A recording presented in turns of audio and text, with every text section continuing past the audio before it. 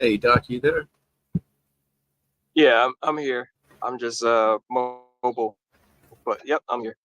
Cool.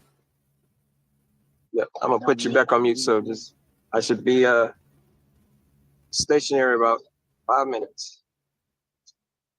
All right.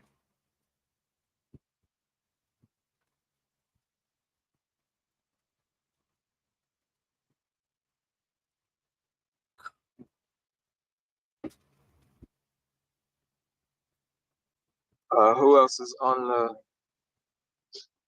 town hall today? So far, it is just us. Oh, okay. Unless unless people are viewing the live stream, which Okay.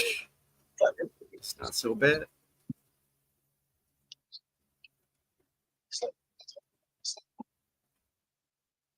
All right, I'm gonna hit back on mute. So I want you to all this traffic. Yep. All right. So I'm gonna put you back on mute so you don't hit a background traffic noise.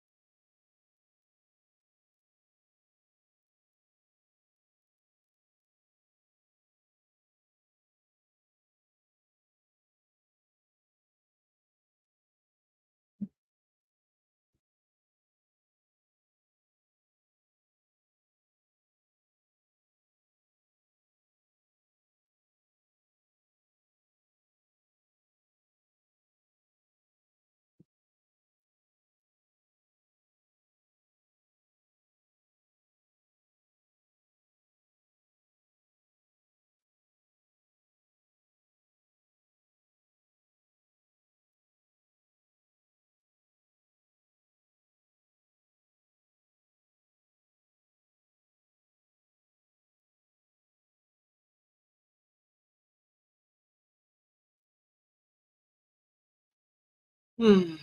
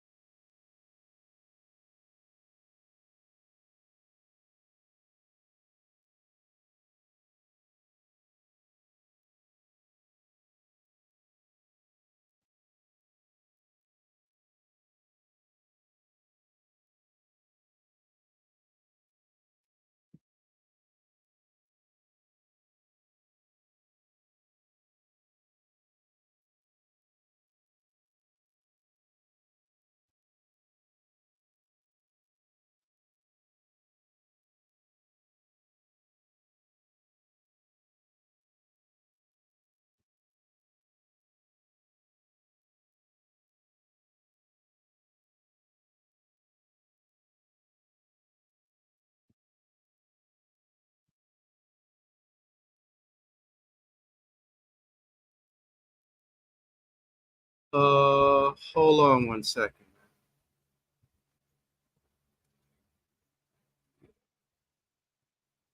I was just reading my little heart out.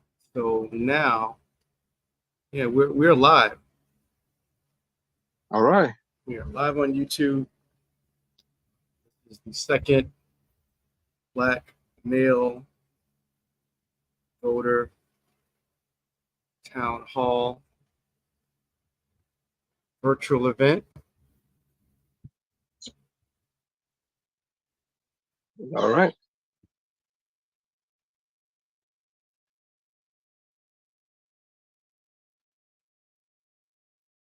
And it seems like audio's working. Cool. So I just want to get things started. Ty will join us in a little bit. But in the meantime, what we've been doing with these town halls is that this is an event that has been several months in the making, co-sponsored by a number of different organizations local to Northern Virginia, Arlington County NAACP, Alexandria City NAACP, the Theta Rho Lambda chapter of Alpha Phi Alpha Fraternity Incorporated, which is seated in Arlington County and Alexandria City. Additionally, I have to remember the name of the chapter, or else I'm going to get in trouble. Chapter of Alpha Kappa Alpha Sorority Incorporated. Second, I'm going to get the name because I don't want to get in that trouble. Right, for real. Because people will come back like, you don't care. What kind of, not a good look. And the name is, hold on. The name is,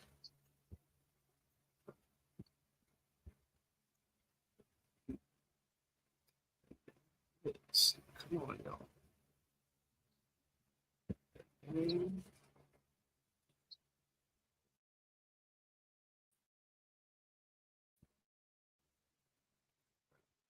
Mm-hmm. Since we have time, since not too many of us here, and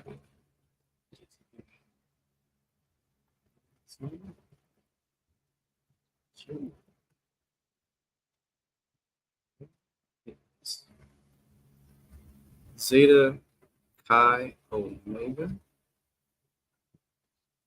Actually, that's not the one that was looking for. But that is one that we've worked with. I think we get that.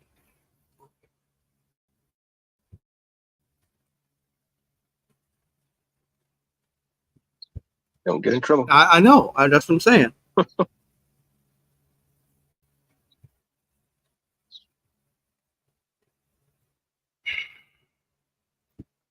But in the meantime, while I'm getting that name, the point is to do voter education as well as voter registration. A number of the organizations that I named earlier do voter registration. But the issue that seems to be coming up on people's radar is the concern that there's a lot of apathy. And Okay. one way to cure that apathy is with voter education on the issues that are relevant to the people that you're trying to register and get them to vote. So with that, I endeavored to do outreach to Black male voters, since that's a group that has had some issues with not only getting registered or getting re-enfranchised, which is what we're going to be talking about tonight, but also if they are registered to vote, moving ahead and actually pulling the lever for a candidate that is someone who's going to act in their best interest when they actually get in office. Right. So that's the concern primarily, is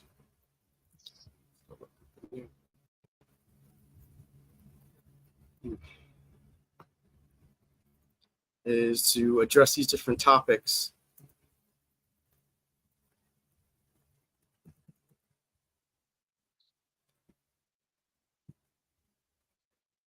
and the most important, Phi Nu Omega. Finally, it took me a whole day to get there, but I got it. So yes, the Phi Nu Omega chapter of Alpha Kappa Alpha Sorority. So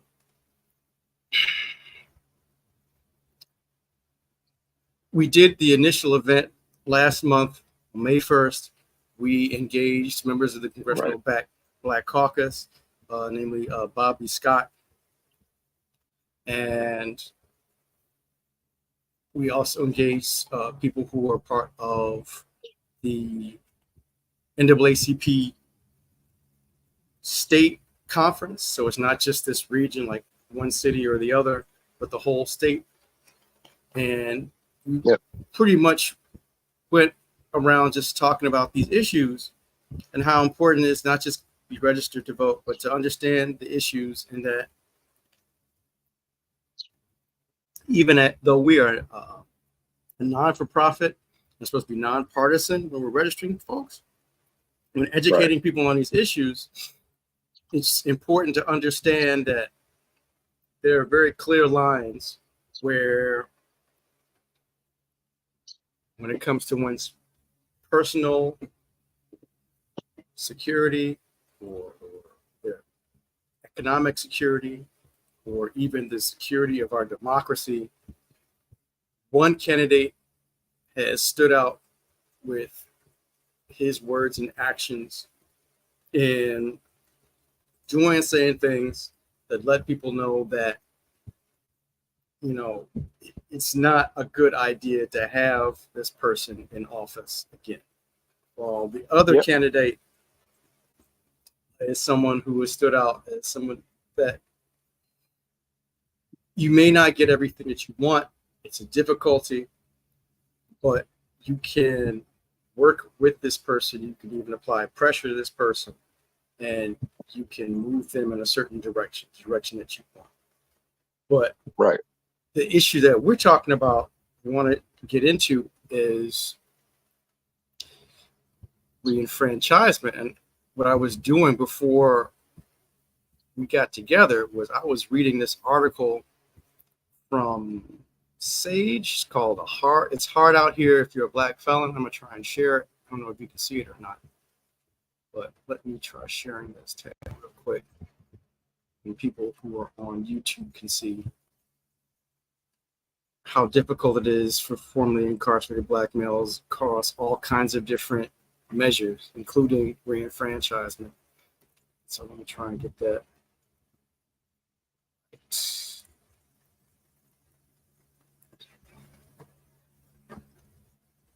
Right.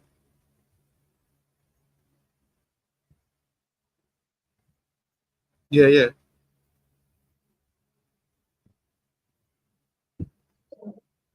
All right. What's up? Sorry. No, it was the police. Just passed by.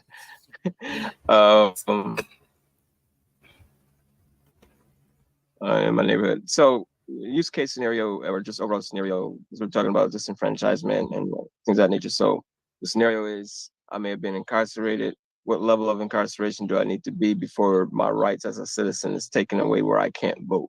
Is it I have a felon or a misdemeanor? I'm assuming I have a felon. From The article I was looking at says it's hard out here if you're a black felon.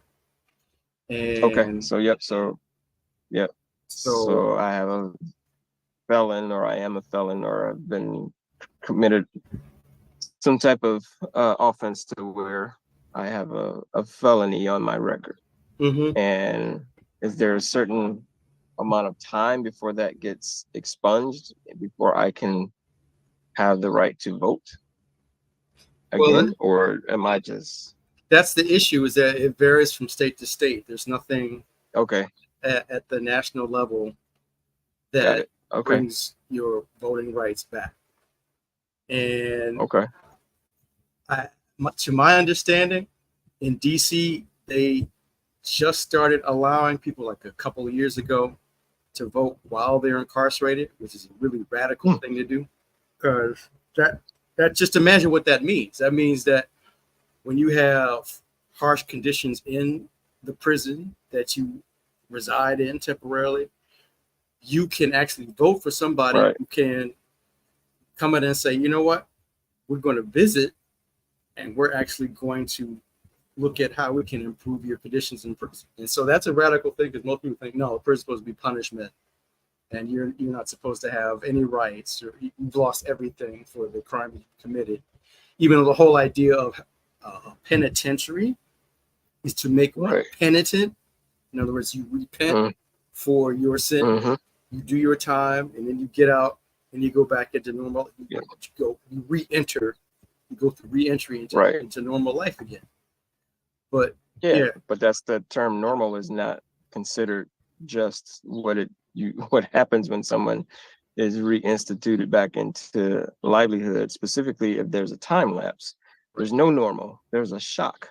So the whole system, when you break it down just in bare words, which is really what I try and do now, because everything is so above ground from a vernacular standpoint, and to where the words are so flowery, where we sound good, but the overall intention is not.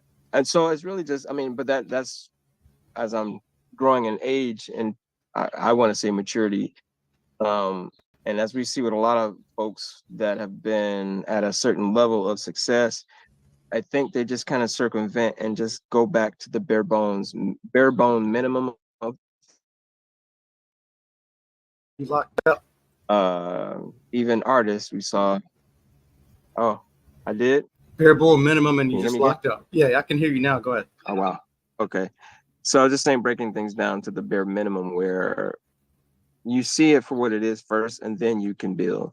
Because we can't say all these terms to someone who may be in that situation and then expect them to digest all this information and go and vote. The other thing in the breakdown is, our background, user experience.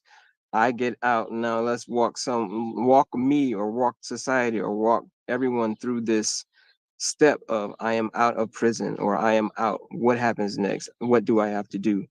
And of course, when you're dealing with, I don't want to say the government or whatever your municipality is, as you mentioned, there's time. I'm just going to say overall, there's a time stamp to a lot of these things. So putting in an application, you don't know when you'll get it back. You don't know if it'll get approved. And then the language on the applications are not as simple. So honestly, I really don't know who designs all these applications to make it harder for society, when it makes it even harder for people to do their job in the municipalities.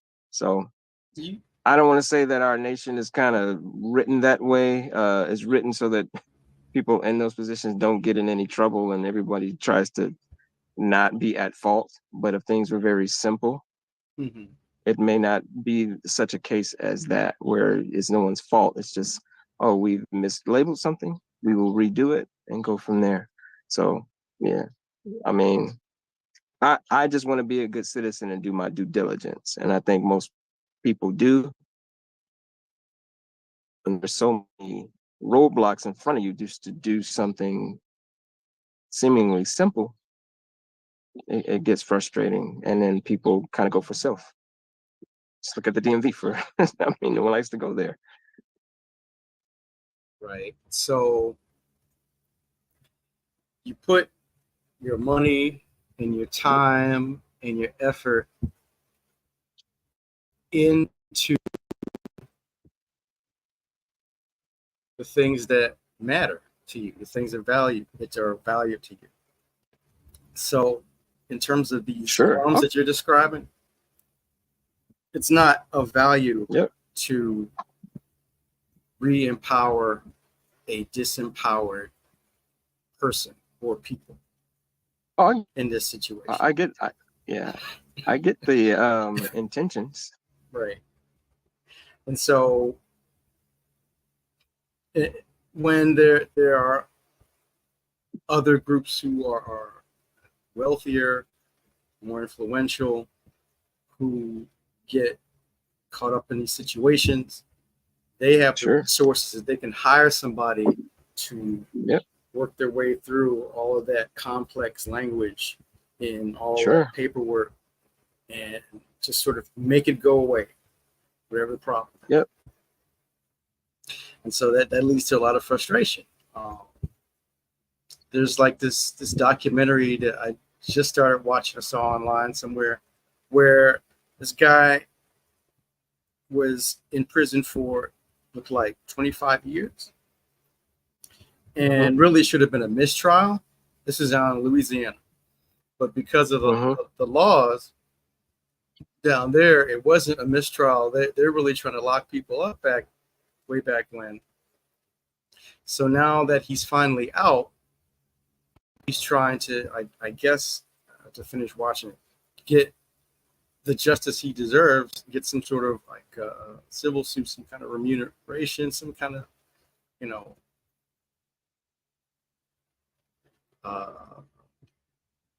compensation, because he's been in for so long for something that really wasn't his fault, or they didn't prove it.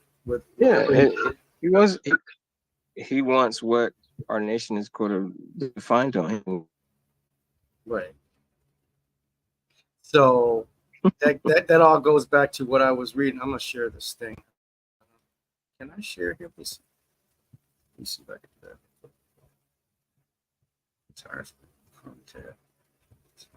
Is that gonna work? How? That's crazy. I don't know if it's working. I think I'm gonna stop. It says that you're starting to share screen. Oh, for real? Okay. Can you see it? Not yet. Yep. Now I can. Yep. But folks can't see it. Hold on. Oh. Wait.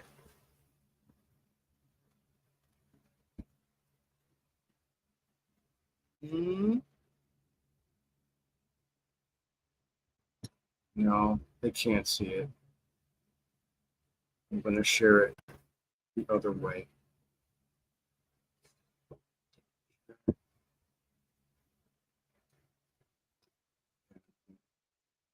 Do it this way. I'm going to drop the link to you real quick, and then you can look at it.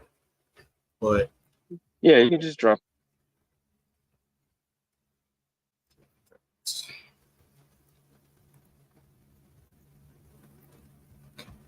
And I'm going to share it like this since we're live.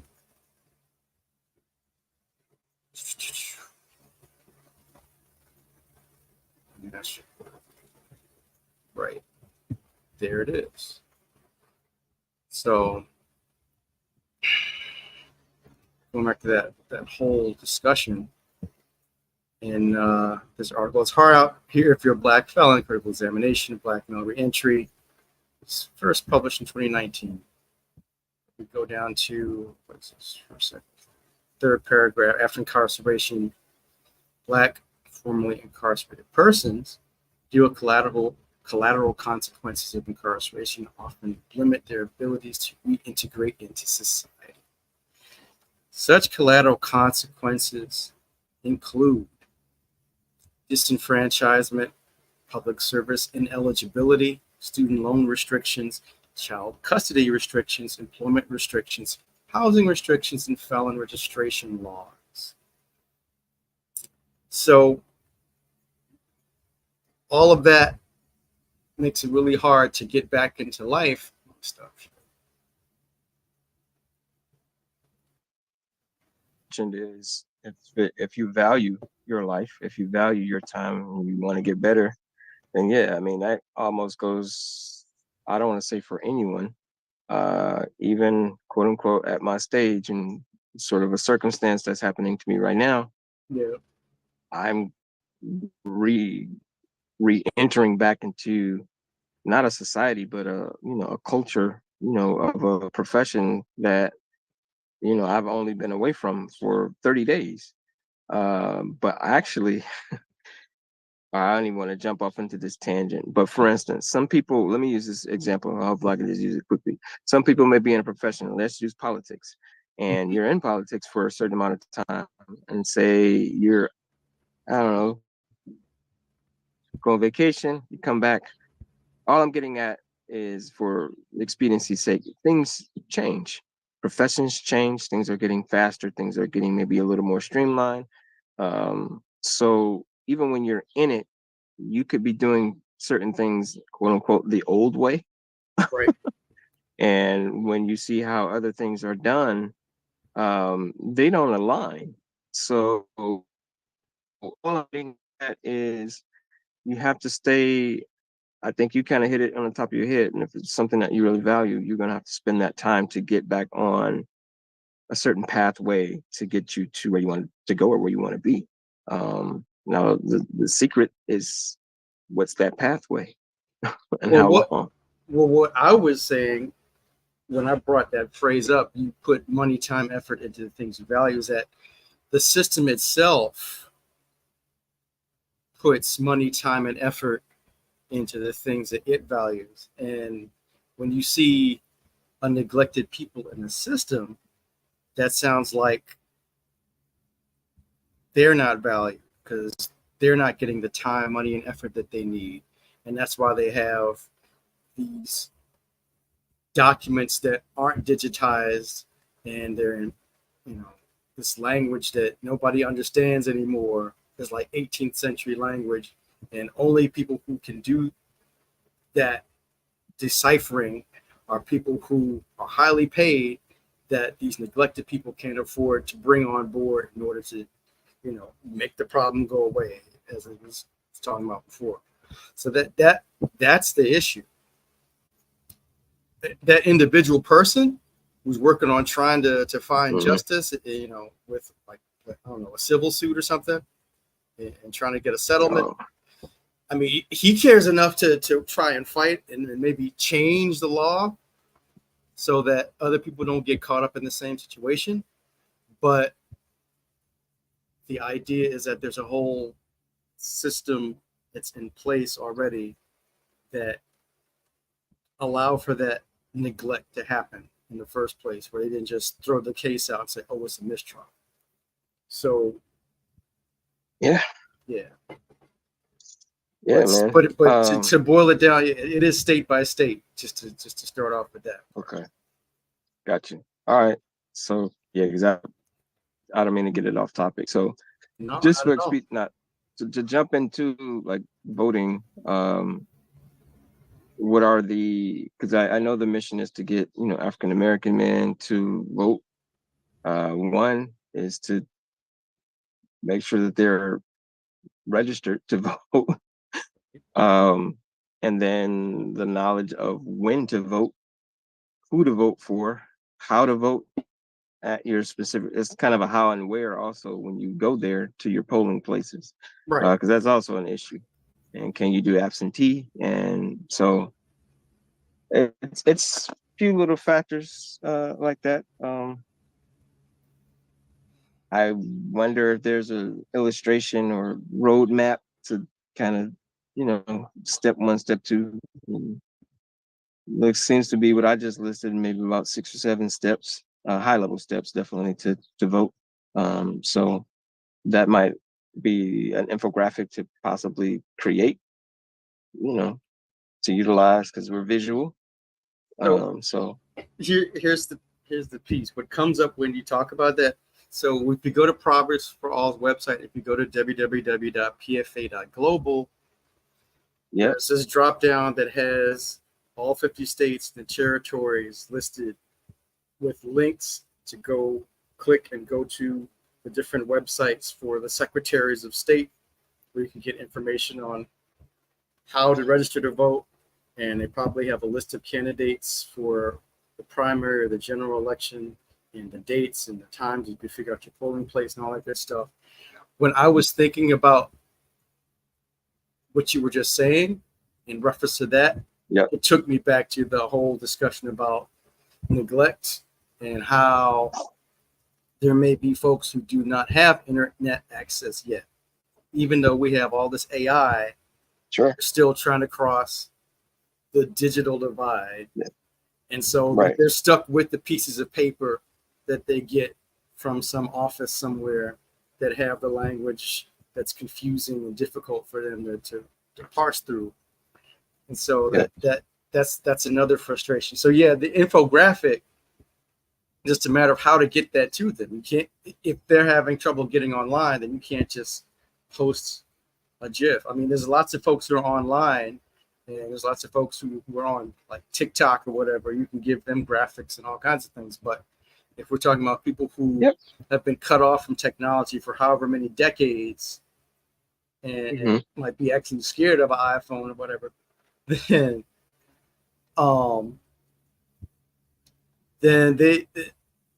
that might not be the way to go, or that you have to go back to traditional print. Yep. I'm aware of a situation similar to that in some of the church population or religious populations where, many are mature generations that frequent them. So certain things are digital, but most churches were scared of Zoom for a little bit, but then COVID happened and they started to get used to Zoom. But yeah, go ahead. You're right. Yeah, no, well, that's what I'm saying. It's some of those transitions, and then it takes just a little research to find out where they are, and possibly post signs. And if you want to do that, a lot of them actually have relatives that can do that for them. Secondly, there's many services about not free cell phones, but cell phones are also access to digital information as well. So I'm not totally negating it, but it seems that there's some ways where it can work. But I do hear you. There's populations that just want paper. Ironically, some of our like you mentioned, some of the people that are pretty well off were not digital at all and still weren't. I are hearing stories of Anheuser-Busch didn't touch anything. Ted Turner didn't have anything digital back in the eras of when he owned certain television stations. When they merged with AOL, didn't have a computer, and that was even with his son. So I get it. All I'm getting at is brevity. Here's a 1, 2, 3, and maybe here is a flyer that's there. Flyers are cheap to make as well. So I think just hitting all demographics, but targeting them instead of just flooding them, with impressions of this is where, because you still kind of get into it. So I don't know. No, I'm not saying I don't know, but and the infographic was just a suggestion. Yeah. I just see them as helpful because a lot of us have IKEA furniture, but we don't really read instructions. So IKEA and some other companies started just to use imagery and graphics to say this is how you put your furniture together, so we can make that a simile or metaphor that maybe this is how you get your life together and vote. This is how you put your life together.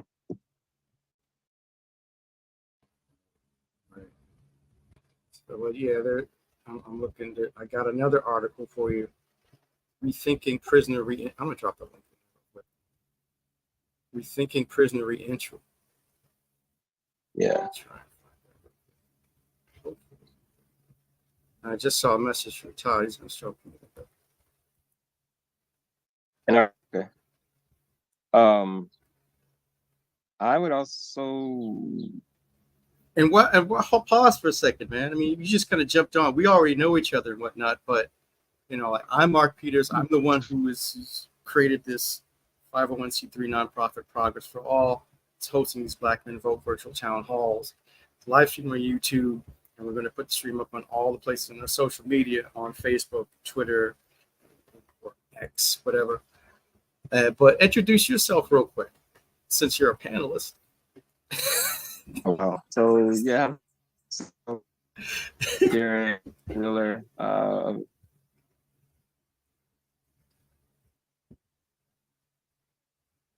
Uh-oh, you cut off.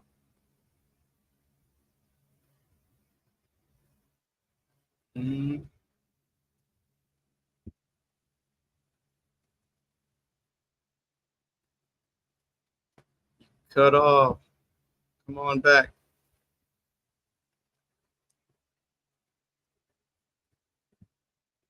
Oh, man.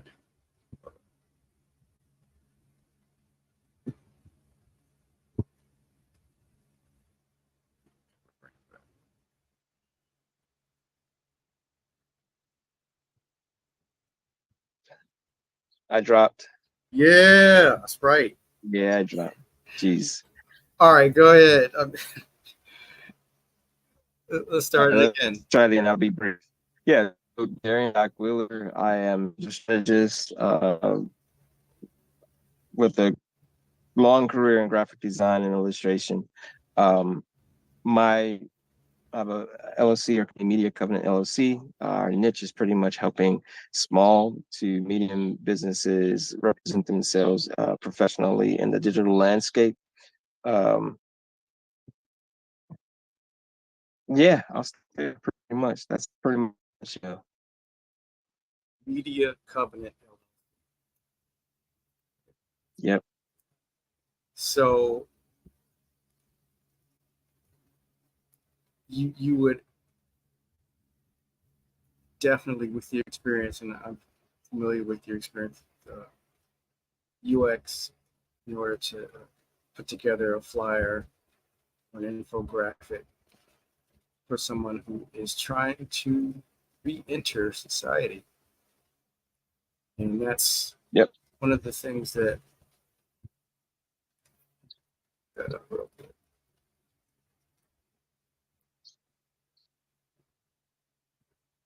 that's probably one of the issues that they address in this article regarding re-entry is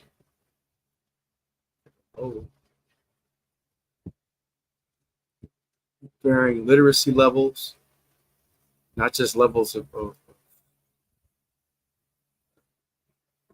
tech savvy, but just literacy. If people are struggling with education and whatnot, so kinds of things.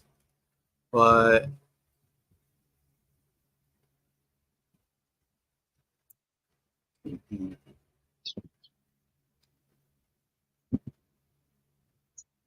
question though.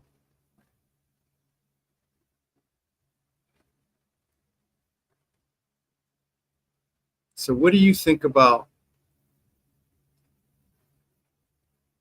actually getting over those hurdles and restoring your voting rights, or restoring somebody's voting rights, and what kind of impact that would have on their reintegration into society and their sense of civic engagement? I mean, I know we kind of already talked about it, the idea that, well, if you have been in this situation, then you have this lived experience, and that will kind of influence how you move through the world and how you vote, because you would want to pick candidates who are very aware of and care about people who've gone through that experience, and trying to lessen that impact. But what are your thoughts? I mean, we talked about the folks who in like some areas where they can actually vote while they're incarcerated, but people who are actually gone over the hurdle and gotten reintegrated and they're registered to vote. How do you think that impacts their experience or their civic engagement? I think it's valued more because it's something that they had to fight for. That would be my strong opinion. Similar to other demographics that had to fight for humanity or to be seen as a human or to have certain rights. However, yeah, so I'll stop there because I don't want to like drag on. But no, if I fought to get reestablished, then I think I'm a little more cognizant of the fact that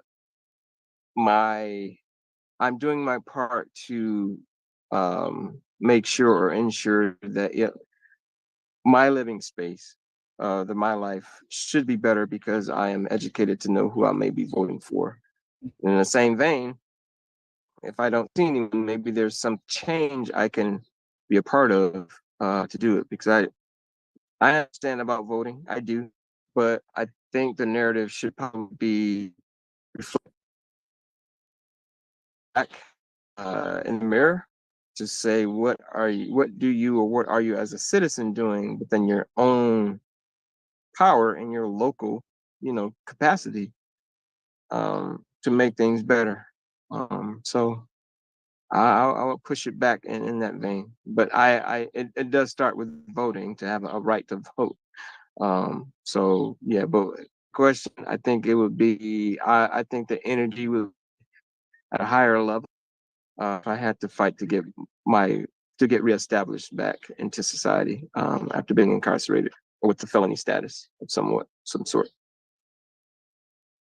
I agree. I kind of also think it's possible to go the opposite direction, that someone might get so disenchanted with the way the system works that they start to tune out. Yep.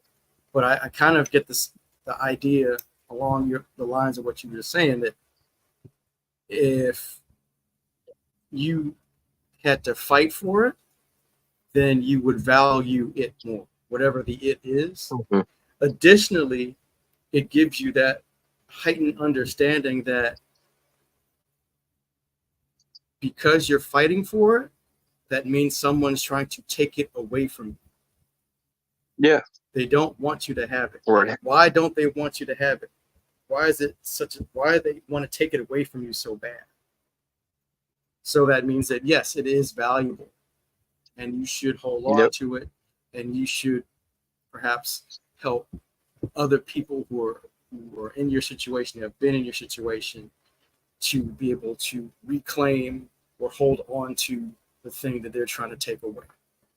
So there shouldn't be folks that are just saying, oh, both candidates are the same, or the system doesn't work, or it's never going to change. No, you actually have to participate in order to make the change occur. And you have to do more than just vote. Voting is the least you can do. Yep. So, but it's the least you can do, however, what you just meant. But if I had to fight for it to do the least of something, right, that's also a struggle. Like, similar to, I don't know what fruit it is, but there's a certain fruit, you have to shuck, drive, and do all this stuff, and then you get, a drop of juice. So, to your point, it goes back to say, is it worth it? But if you know that juice is powerful, you will do what you need to squeeze as much out of your life as you can. So it does become a personal matter at some, stances, but I can see where it's like, okay, I fought it, I got it. Okay, that's all I wanted. Because I've noticed too that there's tiers of things where sometimes you get something and it's used as just a pacifier or stage one of something, but you think you still have the status of it. So yeah, that's another small detail I've noticing that there's a certain optics of things to make it seem as if you do have full rights of something, to where you're satisfied, but now just by me satisfying you, you still don't have real impact. Right, right. You're satisfied. We Yep. got you. We got your rights back. You can vote. Now go vote. That's all we want you to do. Thank you. Good night. Yeah. And you've kept me in office for another term, and I get to do what I do for another term, and nothing changes. So it almost feels like like Office Space. You know, you get paid just enough not to quit, and you work just hard enough not to get fired. So it's like the candidates will promise just enough to get you to vote, and then you do just enough as a citizen by just voting, and that's it. To you know, not have them throw shade on you, or not to feel like you haven't done your civic duty, or what have you. But I'm told you got to do more. Voting's the least you can do. And if you're concerned that the person that you're voting for really isn't doing it for you, that's where you got to register folks who will run and will do the things that you want them to do. Yep. I'll even go and be a little more transparent. I know at the most executive people, I know that there's candidates at that level.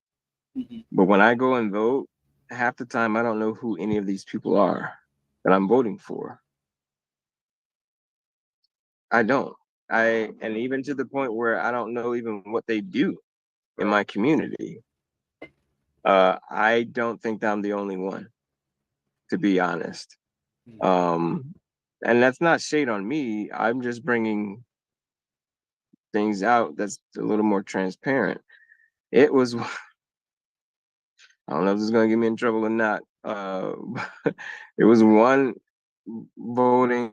I don't think it was a presidential election. This may have been a more like government or something like that. Not government, but in our local municipality, where I voted, but I didn't know anyone. I voted myself in as an because I just, if I didn't know who, then I'm gonna bet on myself to learn it. So I did that one point at one time in my life. But it's not to say that I didn't want to know. It's just I don't honestly think citizens of today know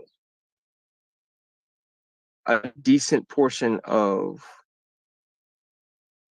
their rights as a citizen, or not, I don't want to say politics, but of government within their own local where they live. That sounds like I civics. am just now. Go ahead. Yeah, I mean, I don't think so. No, I'm just saying I'm just going to start, looking into, because our municipality has, meetings about what's going on in our city that open to everyone. I don't remember the last time I went. But they're opening up new things here, new things there, and you're not aware of things. The only time that I was aware of something when there was a meeting related to, now that marijuana is legal, they were bringing a shop near my community. So that's the only time you saw some community involvement. Because it's around an issue that some folks are familiar with. But yeah, I mean, it sounds like what you're saying. Yeah, and I'm not against that. It's just, was it? Yeah. Was it what? Go ahead. Yeah. No, no, I'm agreeing with you. I mean, it's citizen. I'm just saying, you were talking about voting and candidacy, but I think I don't want to put more on the topic, but I think it's just related. Just knowing a little bit more about your surroundings, and that goes, quote unquote, the top, or some of the that you're voting. Some people that we're voting for, we don't really know their agenda. Like you're saying, they would make a promise, But you really don't know what that promise entails or what to be. Keep going into like the details and kind of not conspiracy, but it's just a lot of I don't know. So yeah, I think it would start with the but I think self-education is probably the follow-up to voting on what you're voting for. That self-education or that civics education at the local level is key, because that's the level where you get affected most by who's in office. There's a lot of money that's thrown into TV ads, and people are on TV or they're on social media or whatever, traditional media or electronic media, where they get all this information flooded at them about who's running for the White House. But the down ballot stuff, like who's running for governor or who's running for senator, who's running for mayor, who's running for school board, county board, or all that, dog catcher, alderman, neighborhood committee, them little low level positions that they actually themselves, if they had enough information and enough support, they could like register or get some people to register, and they could run for that themselves. Even like you talking about like writing your name in because you didn't know anybody. That if it was school board and there's no voter participation, like you could show up one day. Imagine that, like a scenario where you and a handful of other people are the only ones who show up to vote for like your school board, and there's nobody else that's running, or it's uncontested, or it's empty, and then you just, as a joke, I'm just gonna write my name in. Next thing you know, you're on the school board, and you can I'm on the school intend board for it. You intend for that to happen, but that's kind of where a lot of information is lacking for folks, because they're not that deeply involved in their local politics or their local political party. Like they're not involved in their whatever county or block, city, Democrats or Republicans or third party that would talk about those issues and about those candidates, and people start to form a general idea of where their head is at politically. People aren't thinking about that. They're just thinking about 9 to 5. They think about the low level needs. Am I fed? Am I secure? Are my kids fed, secure? Do I have a roof over my head? Those basic things. But there are local politicians in the local system that can help them with those things. And if they were more engaged, they would know more about who those folks are or who they should be. And again, that third piece, whether or not it should be them writing their name in or not. So, well, I think too, I mean, this is a suggestion, one, for individuals to do their own, research, whatever, but, where Progress for All too is probably to get back to the basics of, civics and the basics of government, not to be boring, but to get, and I'm not saying that because that, and this is my personal, this has nothing to do with PFA at all, but I think it can be boring, and not that it should be sexy or have some appeal, but all I'm getting at is the information should be energetic to understand this is how you get certain things done. So what I'm getting at is ask your teenager or your 21-year-old or your 25-year-old or your 30-year-old, what is a senator and what do they do? What is an alderman? What is a councilman? What, if you ask that and see how they play into my livelihood, you don't know how that affects. And that's it, it's a position, but have a general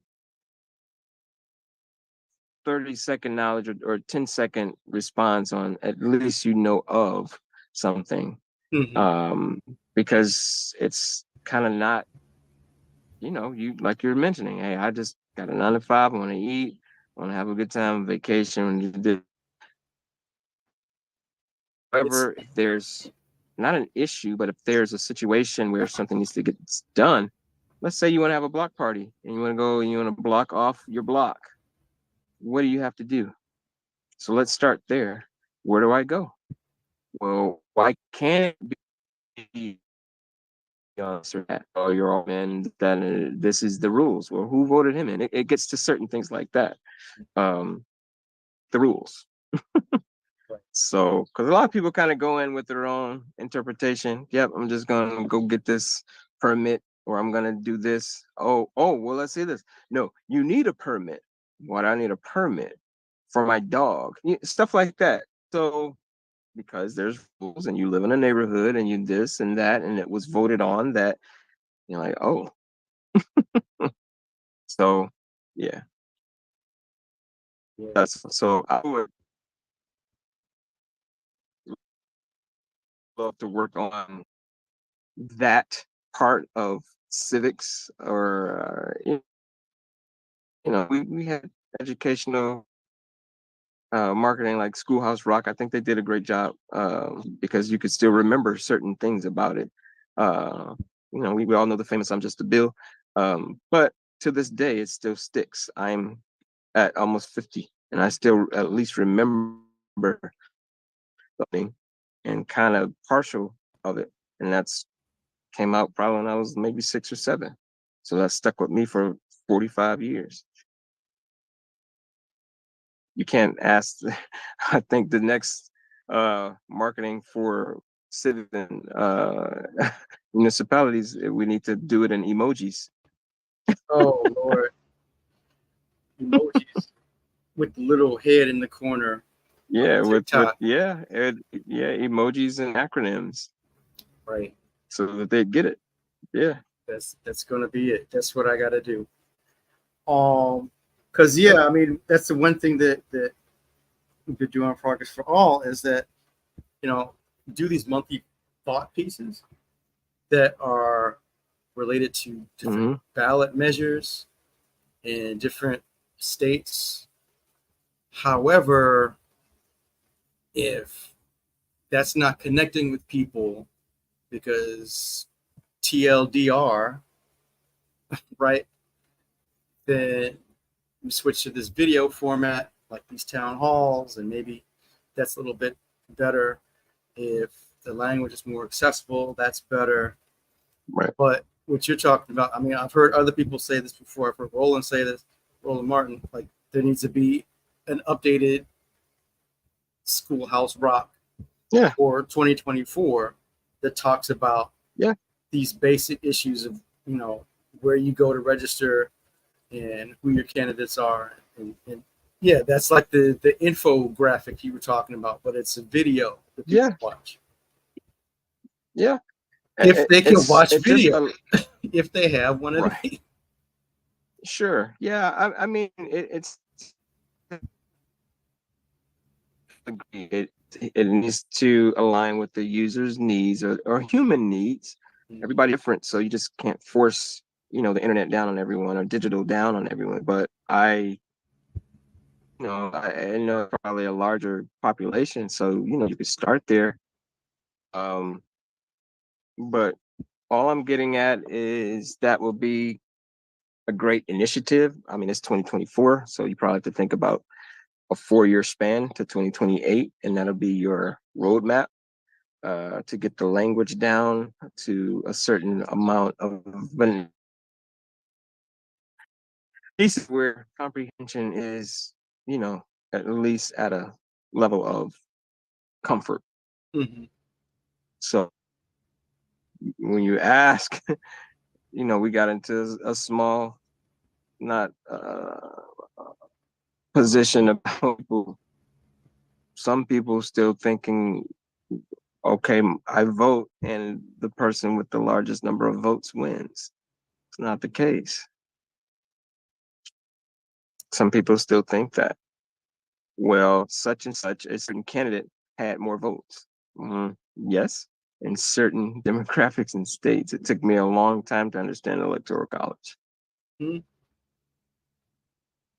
Just think of the strategy that I name about. It's yeah. So I'll stop there. But that could be an infographic on what that is.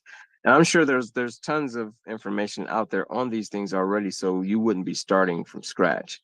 You would possibly just modernize it for kind of this language that we speak in today's terms, because these will be your new voters that will be coming in. Yeah. The new 18-year-old is who you want to, get. But still, that's what the concern is, and that's the whole topic of tonight, is that there's a bunch of people who aren't 18. It could be our age, maybe older, who have never had that chance because they got caught up. Yeah. And they get re-enfranchised. And that's the frustration of re-entry, and how to surmount those hurdles when it's a state by state by state thing, instead of at the federal level saying, once you're done, you are re-entered into society and you have the full rights and citizenship and full benefits that you're supposed to have. And how to get there when the money, the time, money, and effort isn't put towards what appear to be these discarded people. Even Right. though that they could be voters. I mean, I guess that's the way to play it, is that they could be voters. They voted for you if you just put a little bit more time into it. Yeah.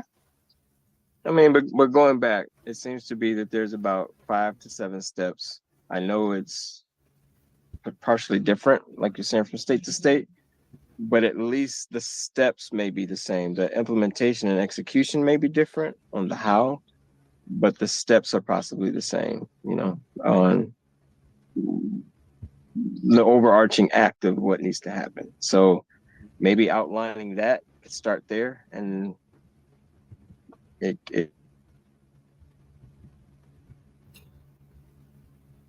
You drop, you break it up.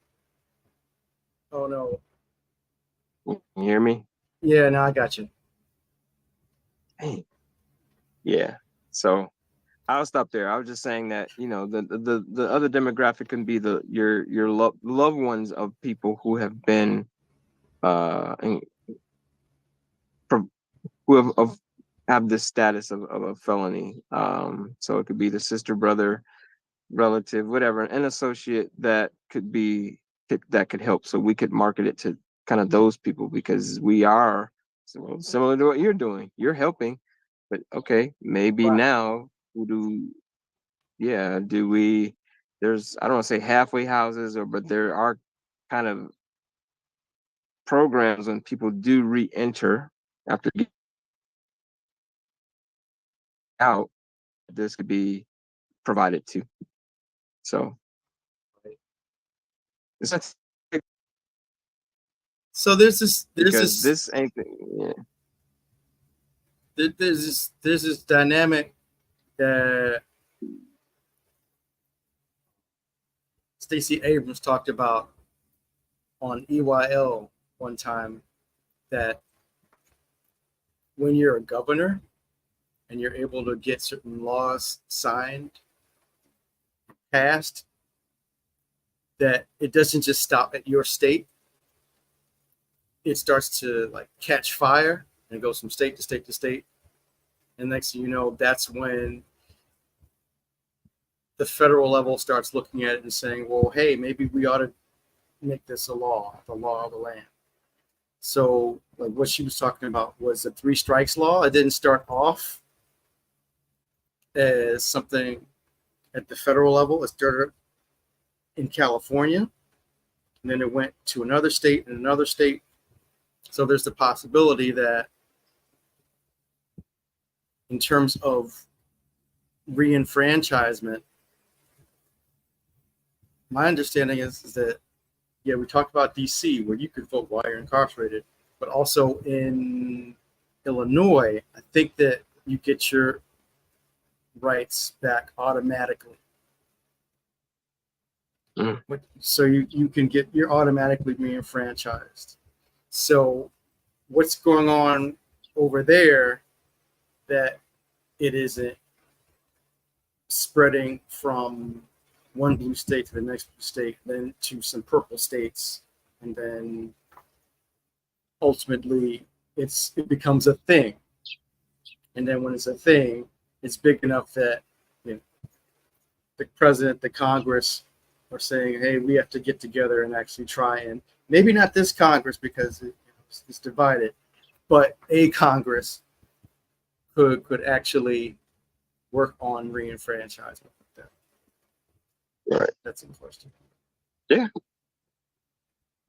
And I have another question. Where's Todd at? He said he's supposed to show up. I don't have no idea, but I got some texts, but I can't respond to a text when I'm on a call or Zoom. So well, I mean, he sent something. He said he was going to try and log on a little bit. It was like half an hour ago, but no worry. Yeah. So, yeah. Yep. So that's what I got. Gotcha. So yeah, those are next steps for me is working on building out my TikTok. You have that, and the other social media channels. Same here. And I will fan send you an base. article. Yeah, well, so I didn't. This is a side note, Yeah. but it's very relative. I don't want to say I didn't know how powerful digital marketing would be, but I think in a sense that is how information is disseminated amongst the masses. Mm-hmm. And ads and then, but it's marketing right now, and it at the level that it's now, it's low cost. Now you have to do great marketing, number one, because you want it to, like you say, kind of catch fire. So learning how to do it in a way to where you can get a lot of impressions to maybe do. I don't need a quote unquote like. I just needed possibly to be some impressions and maybe some reshares or something like that. Virility is another kind of side topic. You just want the information out there and accessible. But to my point, what I'm saying is, if you do all this work, and then you see one little thumbs up, and it's like, okay, and that's your brother. Like, well, that doesn't count. You're out of. So it's gonna, yeah. It's off topic about marketing and stuff, and I didn't. That it's really hard work to do some things of that nature. There's some really good topics and subjects, and I'm probably tons of things about, like you're saying, these articles that are out there. I've never looked at them. It hasn't came across my timeline, and to think about. But it could attract, and I think that's what the hashtags and people that are incarcerated. These are I'm kind of spiraling. So I'm just getting back to saying digital marketing is important, and I didn't really realize how much it was until now. It is. The biggest hurdle for me is, like, I'm streaming on YouTube Live right now, but I want to be each platform has different little rules and things you're supposed to do. Yep. Like, you're supposed to have more followers and junk like that, or you can't set up the stream ahead of time and then have it just automatically start. You have to, like, just go live immediately on some platforms. So yeah, it's annoying. Like, I've got a Twitch, but it wasn't easy to get. It isn't easy to get streaming on Twitch. I've got a fan base. I don't know how to live stream on fan base yet. Discord, TikTok. I'm on all the different platforms. I just have been pushing out to them just because of all these different challenges. And even LinkedIn, that's like a more standardized one. And they're like, no, you need to have more followers first. It's like, okay. You're not popular enough. You're not big enough to, even though the stream is what you're supposed to do to try to get bigger. get that boost. Yeah. But yeah, man. I mean, I hope that tonight's talk was helpful. I hope that the next one will be more engaging. We'll have more people to engage with it. It would have been great to have Q&A from an audience of folks, but we did the live stream, and the intent is to So in the do. books. Yeah, it's on the books, exactly. We pushed forward and did that, and the intent is to do at least one per month leading up to November, and then reevaluate after that, because here we are in Virginia where there's an election every year, and then there are off-cycle elections for different things. And if we're doing something that's digital, like you say, we're not just reaching people in this state. Like, you're not in Virginia, you're out of state. So there's a potential to reach people all over. So there's all sorts of opportunities to engage in terms of not just voter registration, but also voter education, and tightening it up and making it more like Schoolhouse Rock 2024. We could do that step by step. In the meantime, I want to thank everybody who is watching this and participating. I'm Mark Peters, Progress for All. This is my good buddy, Darren Wheeler, and we're supposed to have another guy. We'll fix it in post. We'll paste them in. Yeah. Do something real quick. Yeah. Right. Exactly. Yep. We got After Effects. We'll compost them in there right there. Composite them in. But yeah, that's pretty much it. And with 9 minutes to spare. Yeah. Thanks to everybody, and Yep. have a good night. See you guys. All Be right. blessed. See All you, right. man. All right.